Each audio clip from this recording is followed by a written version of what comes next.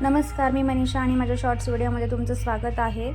तर इथे मी बनवते मसाले भात बनवण्यासाठी मी इथे कुकरमध्ये तेल टाकलं आहे, जिरे टाकले, मोहरी टाकली, कांदा टाकला आहे, कांदा परतून घेतला आहे। कांदा परतल्यानंतर मी त्याच्यामध्ये थोडा कढीपत्ता टाकला आहे, कढीपत्ता पण परतून घेतला आहे।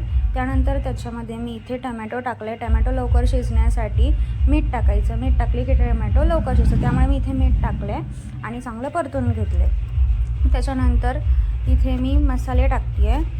मसाल्यामध्ये मी बिर्याणी मसाला, लाल तिखट, मिक्स मसाला, कांदा मसाला आणि हळद एवढं मी याच्यामध्ये टाकून घेतलेलं आणि त्याच्याच साईडला मी इथे पाणी गरम करायला ठेवले।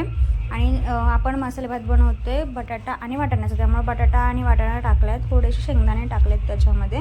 त्याच्यानंतर धुवून घेतलेला तांदूळ टाकले। मी तांदूळ पहिल्यांदा टाकते कारण की मला पाण्याचा अंदाज येत नाही, त्यामुळे मी तांदूळ पहिल्यांदा टाकून मिक्स करून घेतले। त्याच्यानंतर मी याच्यामध्ये गरम पाणी टाकले आणि गरम पाणी टाकल्यानंतर जो पाण्याला उकळी आल्यानंतर मग कुकरचं झाकण लावायचं आणि 3 शिट्ट्यावर मस्त भात शिजवून घ्यायचा आणि आपला हात